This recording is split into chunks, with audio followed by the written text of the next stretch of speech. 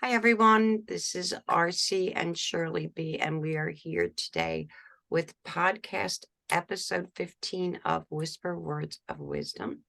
Last week, we talked about value, the things we value, and valuing ourselves. And today, we are going to continue kind of along a similar theme that we've been doing because it's in the underlying energy. So we are going to talk about fear, unresolved fear, anger, and things associated with that. And so, Shirley, do you want me to start or would you like to start? Usually I start. I'm going to let you start this morning since Okay. your voice sounds pretty good and you seem pretty energetic. I'm feeling much better. I still have a little ways to go, but I'm feeling better. On Good. October 3rd, I go back to the doctor, so we'll see if I am finally pneumonia free. But there was something that I saw scrolling through Facebook the other day. And then I was on YouTube. Just, when you're sick, you're looking for anything to do that doesn't require a lot of effort. So a couple of things popped up. One on Facebook was, which I didn't even discuss this with you, Shirley, because I actually just remembered it, was a post um, in the spiritual community. And it was coming from one person, and the underlying energy was kind of, I don't want to say judgment, but it's maybe some judgment there. We're always comparing, like, who's the guru of the week or the month or the year or whatever. Now, like it's like I don't understand this hierarchy mentality, but apparently it still exists even in the spiritual community. And I started to read it and then I stepped away from it. And for whatever reason, I was drawn back to it, which normally isn't me, because you know me, like if it's not in my energy field, I just normally don't even waste my energy and just walk away. And someone had commented, and then I had responded to the comment. And the person made the post, said, well, I stand my ground. And I'm like, well, it's your page. Obviously, this is your belief. So, of course, you're going to stand your ground. Like, I'm not upset. But if you don't want opinions, don't put things on your page public or, make it so that people can post. So, I just kind of my overall, I guess, response was just because one person behaves poorly in the spiritual community doesn't mean that the whole community should be judged by the behavior of one. So I found it interesting that a whole community of people were being judged on basically a statement or a post made by one person. So I just want to put that out there that is not true. Everyone has their own opinions. I support everyone and their beliefs.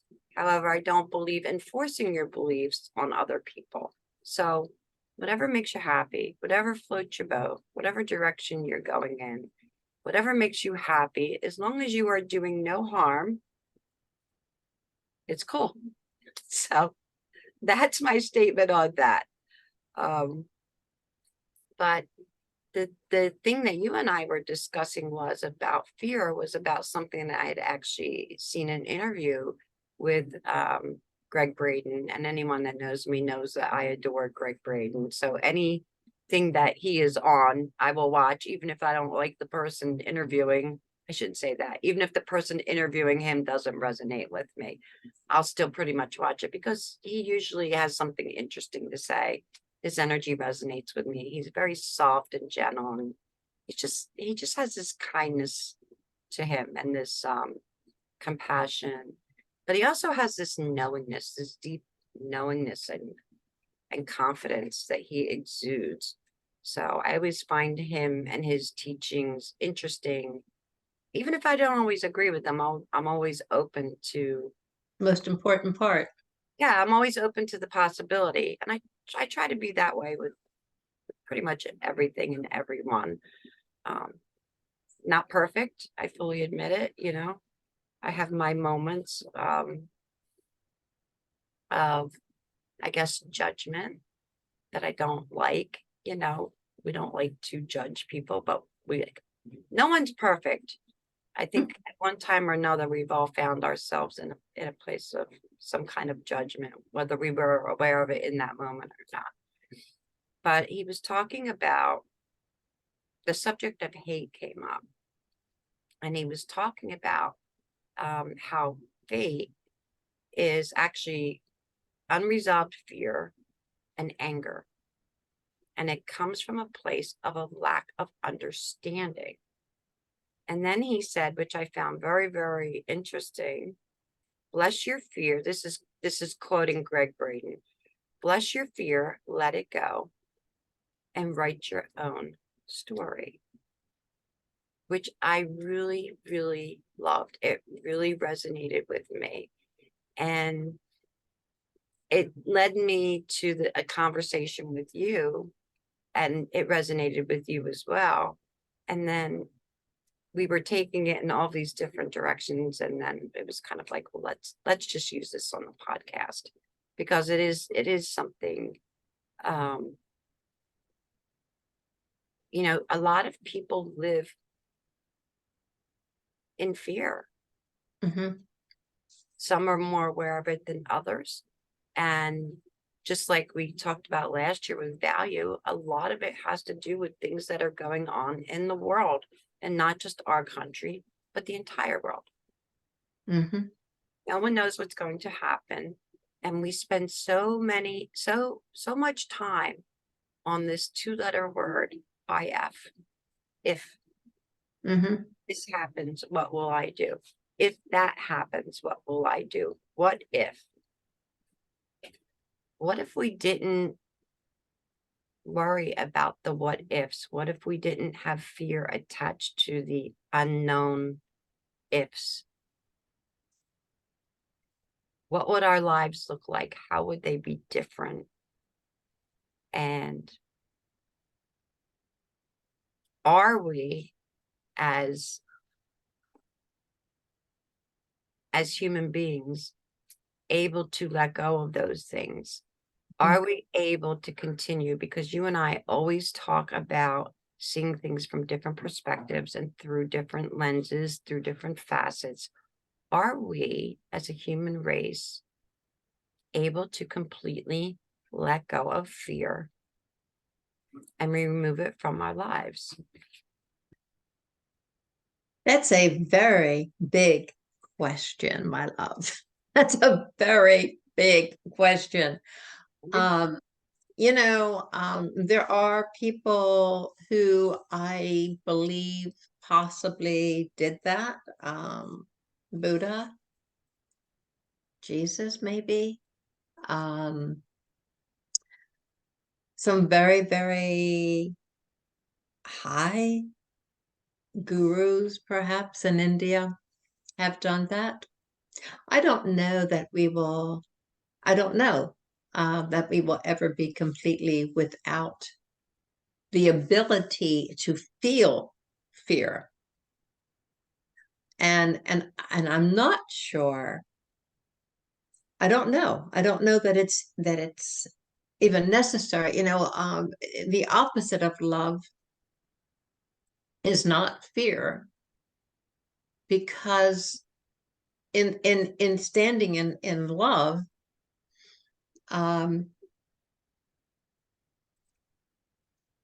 there's a story. Let me just tell a story. There's a story about Genghis Khan coming into this monastery in his quest to conquer the world. And he evidently was a big man, and he stood in front of this monk. And this monk was a very holy man, a very man of knowing what he was, not who he was, but what he was, what his essence was. And Genghis Khan said to him, I could take this sword and I could ram it right through your gut, and I wouldn't blink an eye. And this monk looked at him, not in arrogance, and it just looked at him in the eyes and said, oh, he said, do you know who I am? I could do this. And the monk said, and do you know who I am? You could ram that sword through my gut, and I would not blink an eye. I have not reached that place yet. That's, But that's the whole essence of I think you have at that place to a point. well, all of us are in this spiritual journey. We are journeying to that place. We are and it's not like we're journeying externally to that place. We are journaling internally to that place by what Gregg was saying about a lack of understanding. A lack of understanding. Where is this coming from? How did I, what am I afraid of? Where is this coming from? Is there a place in me that is holding on to this fear so much that I can't, there are certain people I can't even like, I can't even look at without getting tight in my gut. And that doesn't change up here.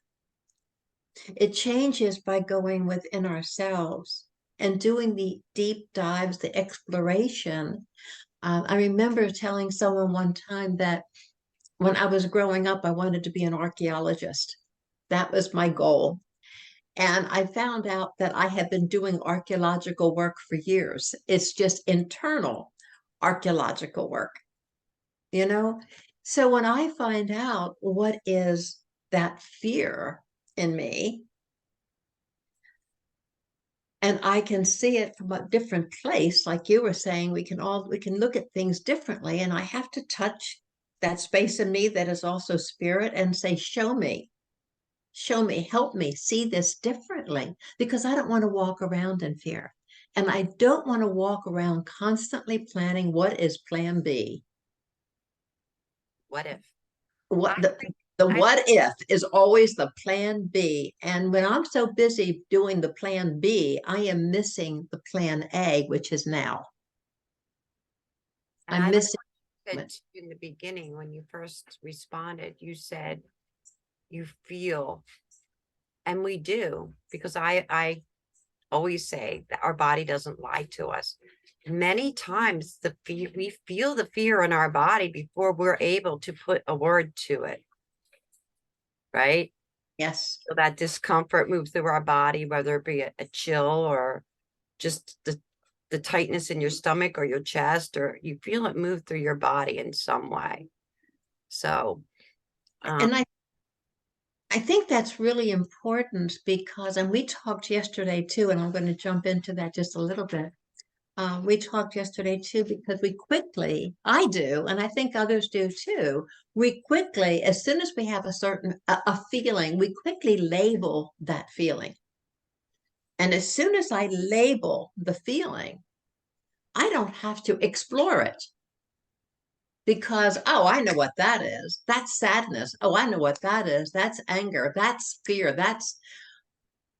And unfortunately for us, we have this computer in our head that now will give us all the remnants of when we felt that feeling before, or we thought we felt that feeling before, because I've just labeled it, I've just named it. And sometimes I have to just let it flow to experience what it is that's coming through me. Oftentimes, it's not something that wants to stay there. It could be that it's saying, there's a car coming. Out of the side of my eye, I saw something and I stepped back.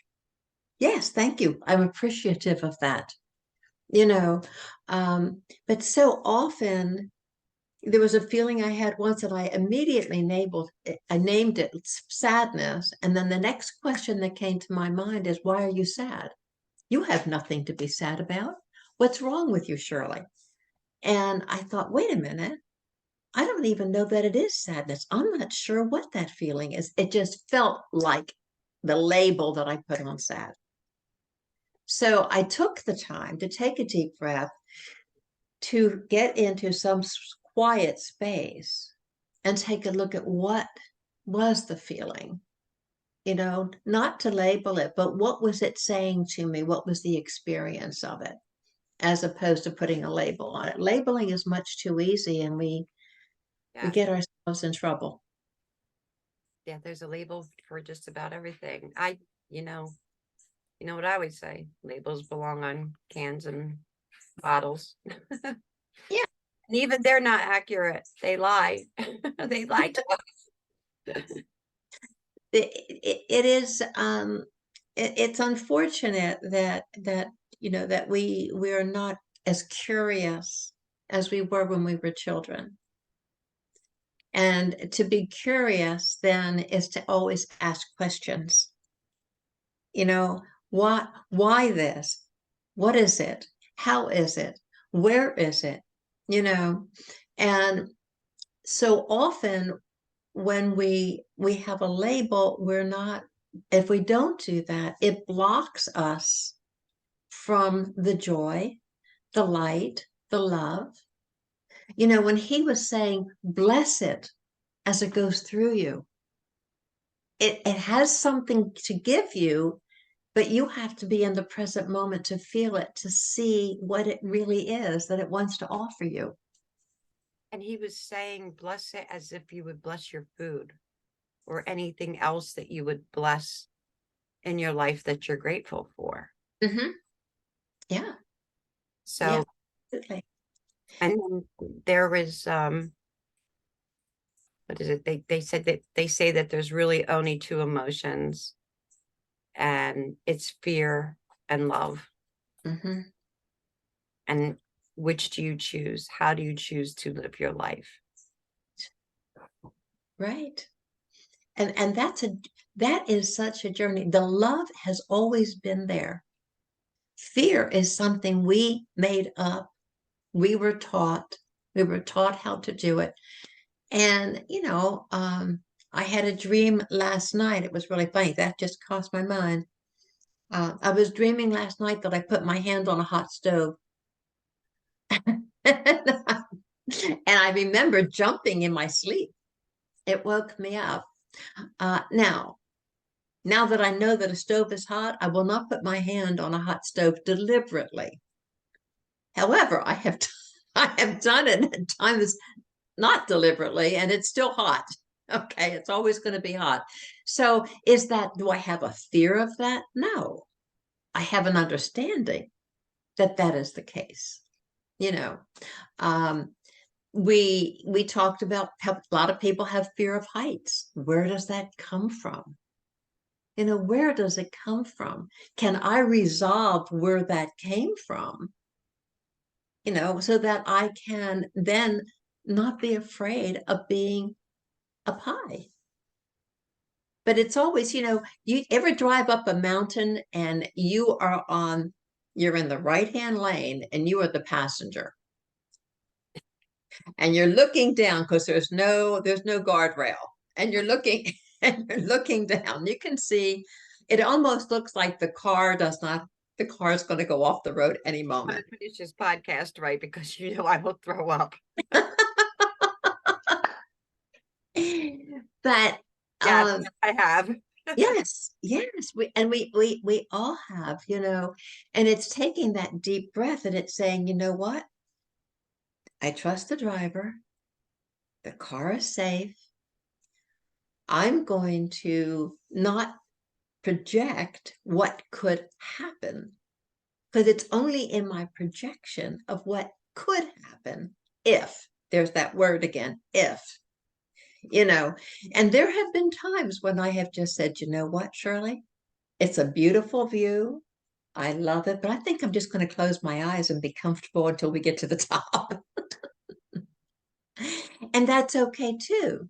Try to look up, Uh-huh. lean the seat back, and just Just take a nap. do whatever, but to get out of the fear, because the fear is the place of projection. It's projecting what hasn't happened, and you're thinking about what could happen, and you're wondering if you got your will made up yet, and gee, I wanted to change that. I mean, your mind goes to all kinds of places instead of being in the now. I have gotten to the point, to a certain extent now, because when we were in California, we were doing this. And my niece is a wild driver.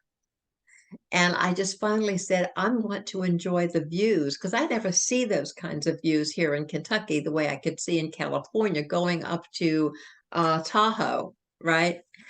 And I thought, I have a choice here. I can not project what could happen, and I could sit here and really enjoy the views that I'm seeing. And I was very pleased with myself because I was able to do it. But initially, I had to work through this is not real. This isn't happening now. Well, and they're used to those twisty, curvy roads and things that we aren't really used to. But it all comes down to the same thing. These are all learned behaviors. Mm-hmm. And Yep. the one thing that really stuck with me in that interview with Gregg Braden, and I will probably put a link under this video so that anyone that wants to watch it can watch it. It was a Michael Sandler, I think it's called Inspire Nation. And it was an interview with Gregg Braden. And but when he talked about hatred, and he talked about it Mm. so openly without any kind of judgment and without fear of judgment from anyone else. Yeah.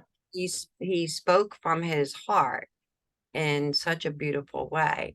And you know, a lot of these learned behaviors also come from lack of education. Mhm. So some of them are learned at home Mhm. from our parents. We talked about this. How many times have I said when kids are little, they climb up on the sofa, you turn around, the next thing you know, you're going, don't, and they've already taken that leap off the back of the sofa. And then you want to run over, like, did you break something? And they just roll with it and get up and just keep on going like nothing happened, and your heart's beating through your chest and you're like, ugh, trying to get your breath, and the kids just look at you like, what's wrong, mom? That was fun or whatever. But yeah, for me, I definitely know that my fear of heights is a learned behavior, Mhm. but it did happen. It came from an incident that happened in my childhood, that I was on a Ferris wheel. We were at a carnival, and I was on a Ferris wheel with my grandmother. And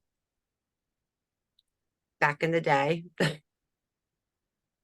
I don't even remember if it had seatbelts, to be honest with you. I guess they did. I don't remember.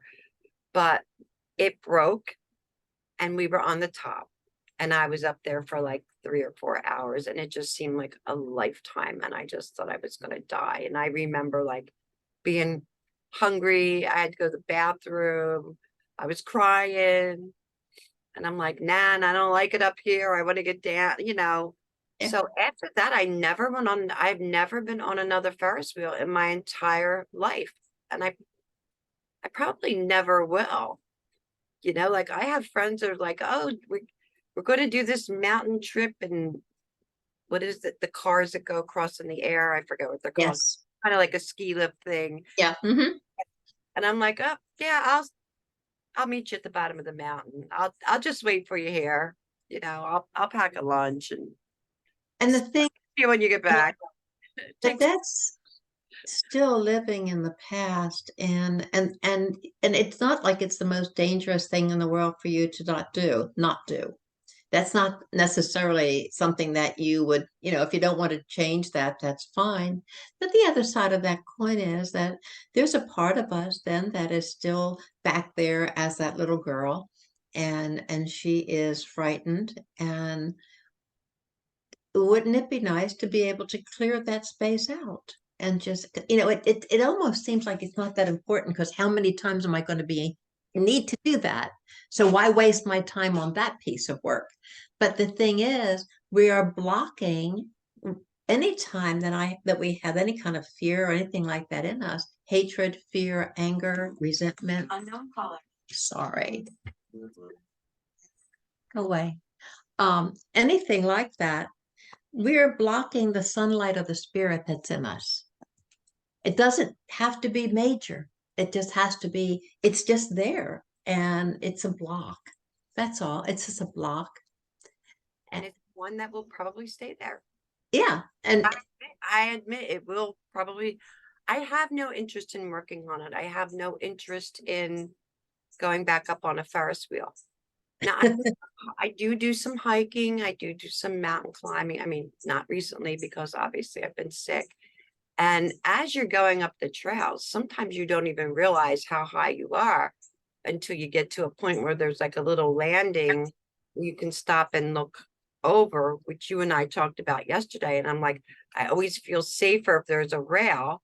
And the one time I went and I touched the rail, and the rail was so rickety, like it was automatic. It was just instinct.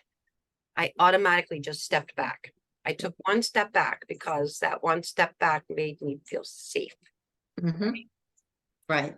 But in reality, that one step back was what?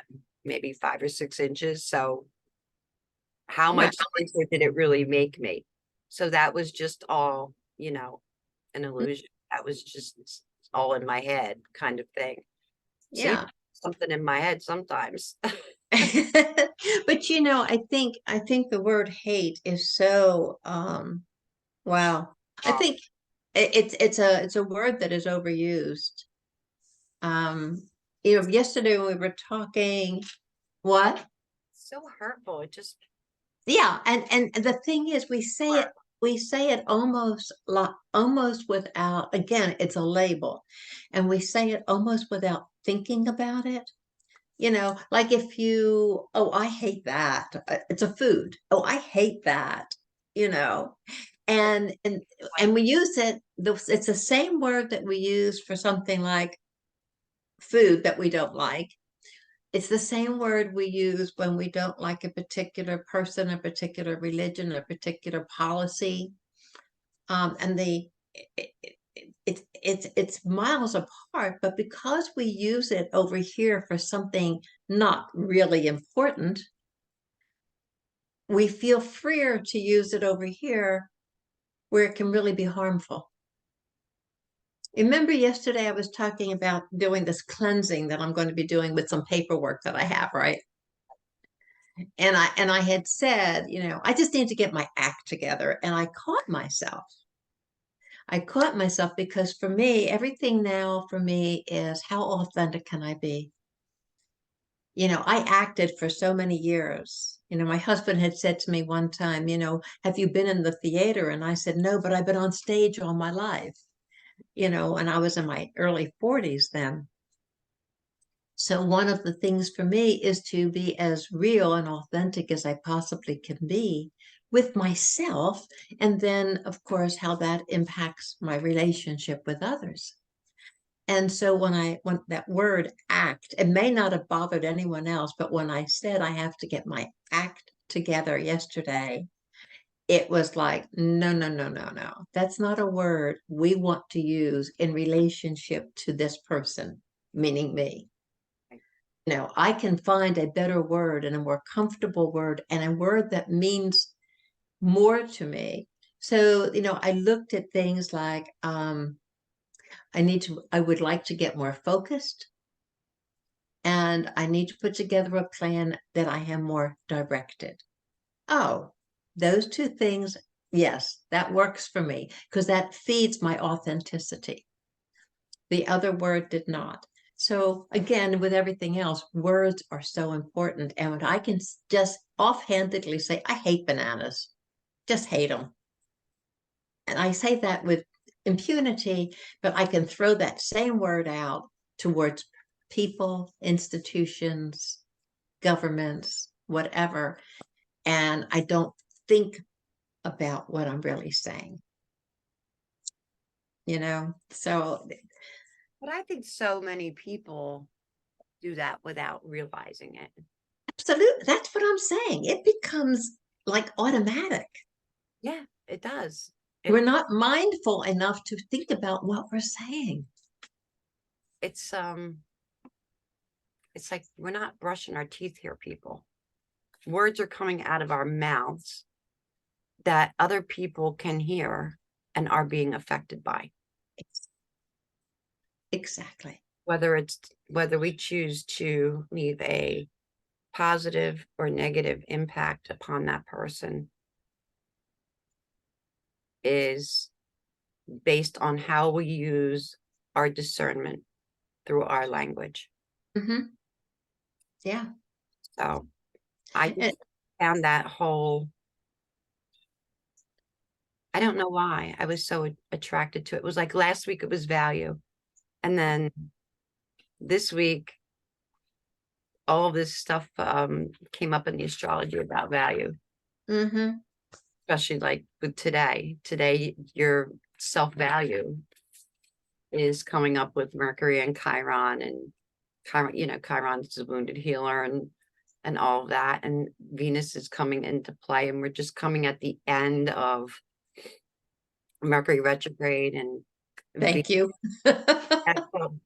the shadow, and Venus retrograde shadow ends on October 3rd. Thank you again, because we're talking about the mind and the heart. And what are we talking about here? The mind and the heart Absolutely. conversation. And Mercury is, well, it's not only what we say, because people think it's only what we say. It's what we say. It's what we think. It's the way we think, the way our mind operates.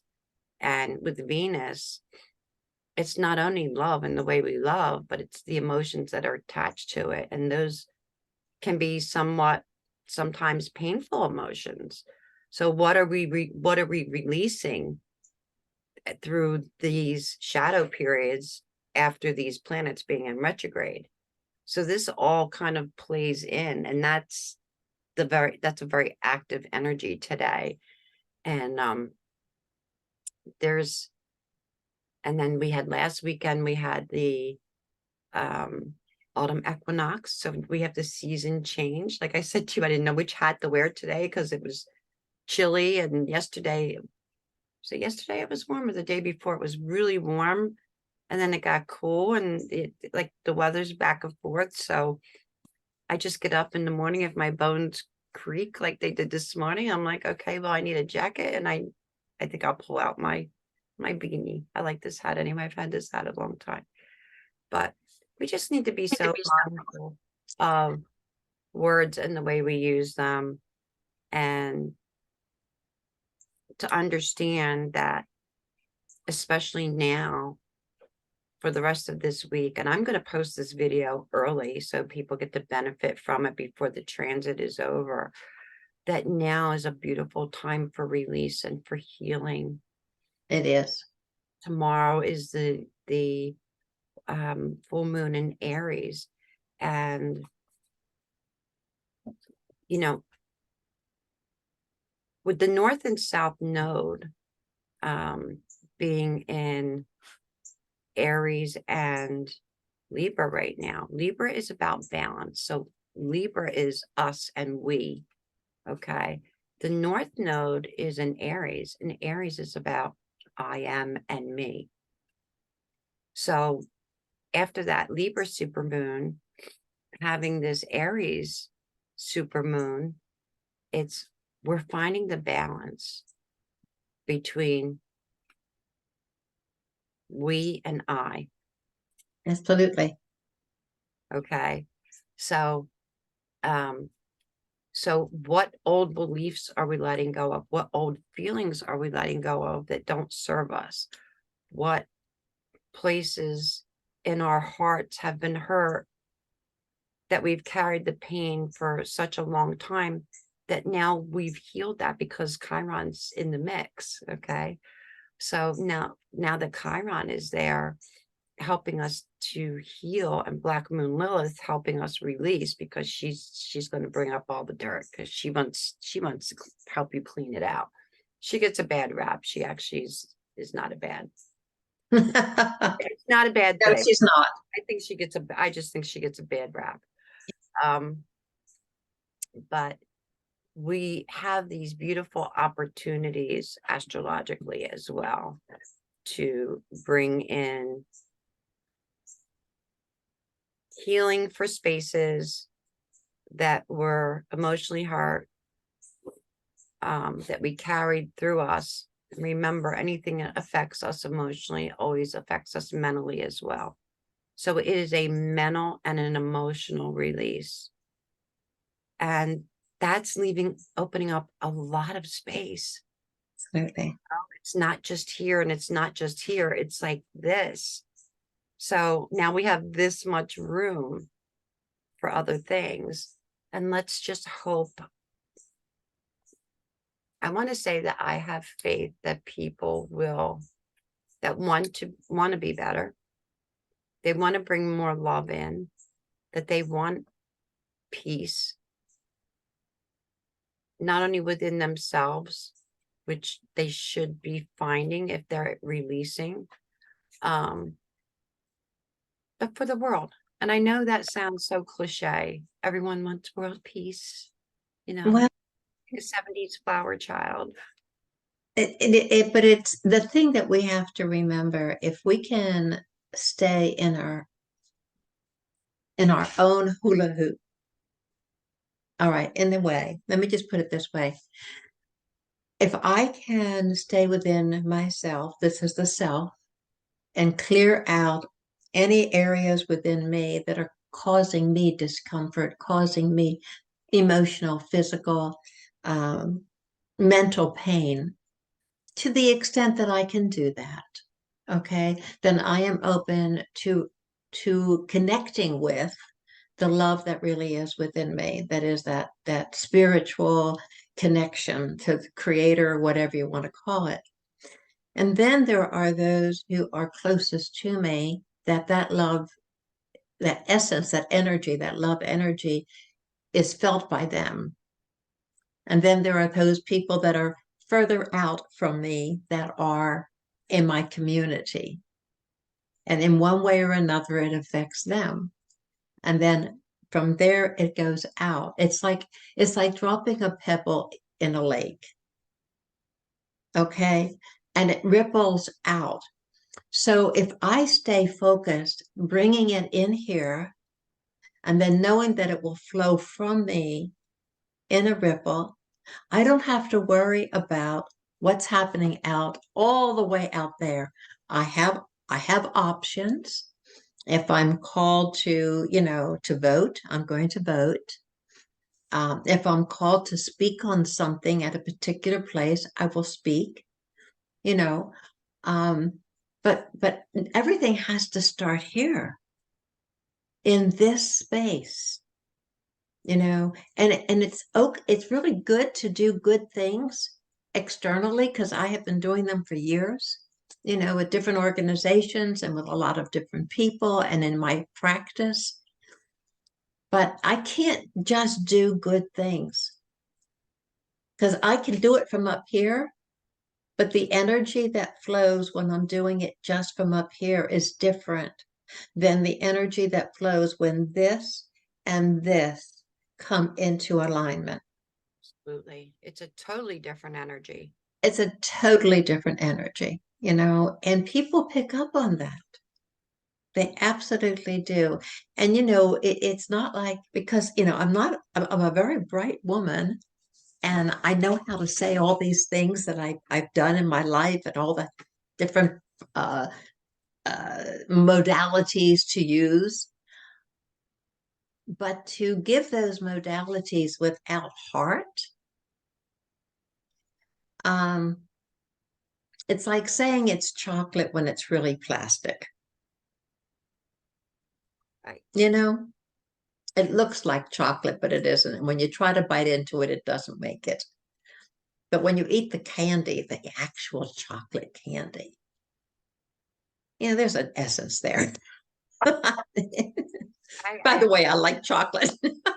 So low. I think I always thought it was at the top of the list of healthy foods for breakfast. Food chain. Yes, yes, yes.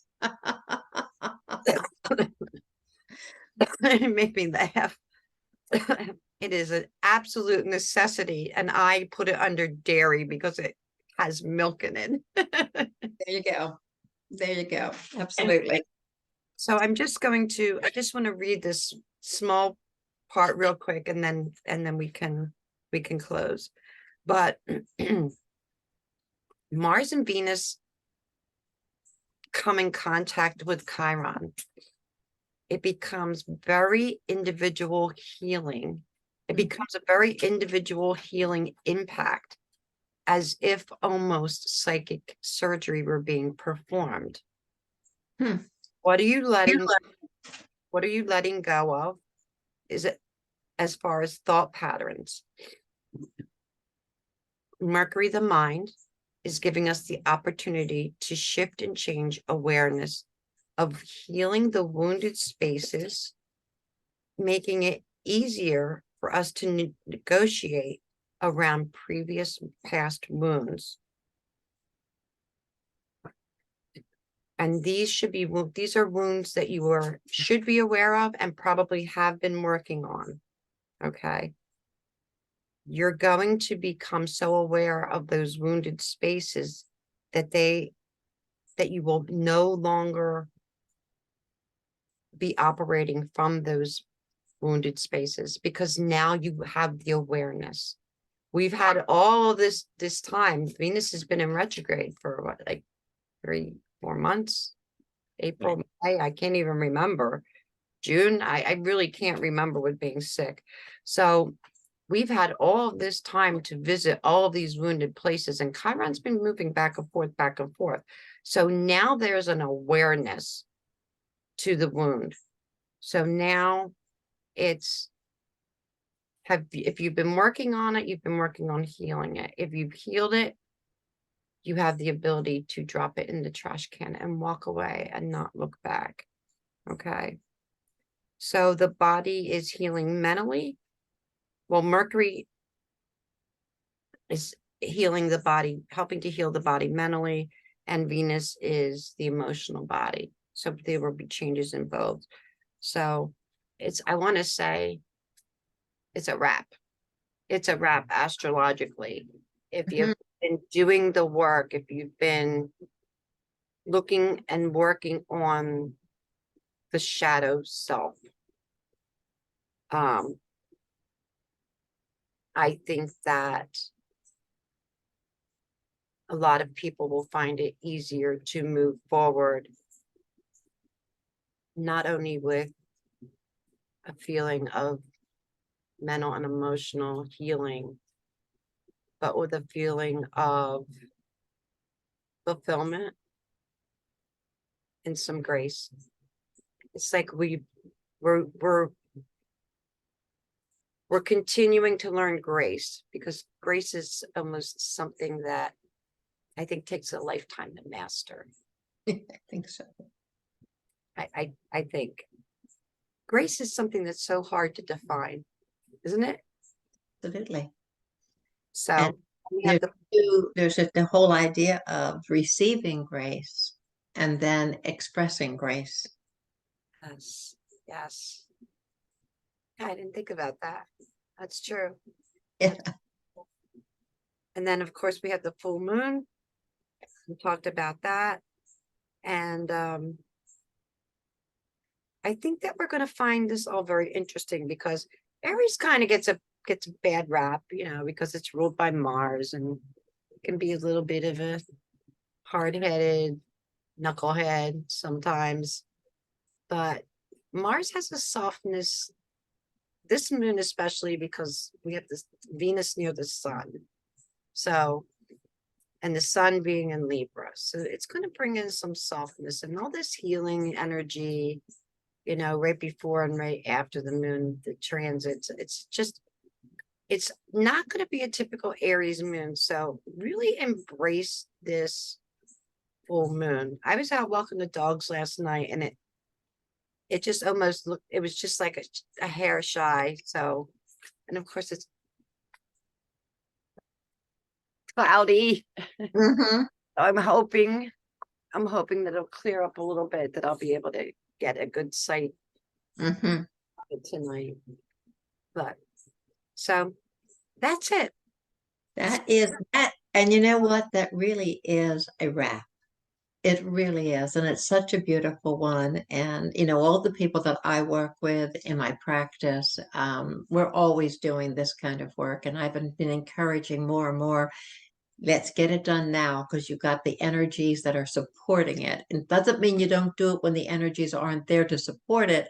But boy, when you have the energies there to support it, makes it such an easier journey. And I know a lot of people don't believe in astrology, and I I get it. know. It's okay. But the thing of it is that I think I told this story before, that I channeled long before I did astrology, and that astrology was just something that I dabbled with. And then I realized that it was in alignment with my channeling. And that's why I started studying it. And I love it. And I also love it when everything comes together, and there will always be the non-believers, and I accept. And there will always be they will always find another explanation, and I accept, Yeah. because there are other things that are involved, but it still has a big place in my heart. And the beauty of that is that just because you don't believe doesn't mean it's not happening, and doesn't mean that it isn't possibly that it's true. And you do not have to believe in it, but and there's no reason why you have to argue with yourself or fight with yourself about it. But if you do believe it, if you are interested in it, then you begin to see exactly what you're talking about, because I've never studied it. But you, my friend, between you and Mary Kate, have convinced me that indeed it all, when I understand what you're sharing with me, or I read about it, and then I look at it and I go, oh my gosh, look at that. Absolutely. Absolutely. What have you got there, sweetheart? Well, when I went to put the paper down, I knocked over this candle holder, which I'm so glad it didn't break, because this was my mom's, and the Uh, candle on the floor, and I was trying to reach for the candle before the dog grabs it and runs and chews it. well, it's good to know that we are human. Oh, yeah. We're clumsy at times. See, see, and today is the day of the great eliminator angle. Or is it today? Yes, it's the day before and the day after the moon. It's the great eliminator angle. That's what Michael Lennox calls it. I love him too. He's a brilliant astrologer as well. And that is a 150-degree angle. And that is when we let go of something. So that is also in play. So whatever it is, know that you are strong enough, and that you don't need to hate any part of yourself anymore. And you have the ability to heal it and let go of all the unresolved fear. Absolutely. If you need help, call one of us. And real quick, it's been an hour, so we're going to close. I just wanted to say, first of all, thank you for following us. Please like and share our page. And the robbincaroll.com website is live. Bear with me. Shirley is going to be on there with me as well. It is still in the process of becoming, but I wanted to make it live because the energy was so beautiful, and I wanted to be able to start sharing things. The blog is on there. There's a lot of articles you might find helpful. And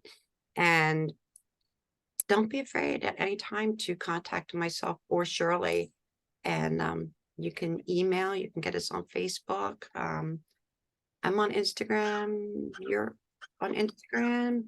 Although I'll be honest with you, I'm not very proficient at Instagram. It's better off to email me or catch me on Facebook Messenger or something like that. Yeah, I'm not Instagram proficient yet. I can only do one thing at a time, you know? There you go. Well, I like what you're doing. I'm excited about the website. It is very beautiful. Has a lot of good, not only information, but I feel the love energy coming from it when I was on there. And so part of my job right now is focus, organization, direction, so that I have more beautiful things that I can also bring to the web page. So anyway, I want to say I love you. I'm happy to have you as on the webpage and as a guest writer on the blog. I can't wait to see what you're going to. I know you're going to bring beautiful things. So Hey, well, ladies and gentlemen, we love you. be blessed, be well. Namaste. Namaste. I love you, Shirley. I love you.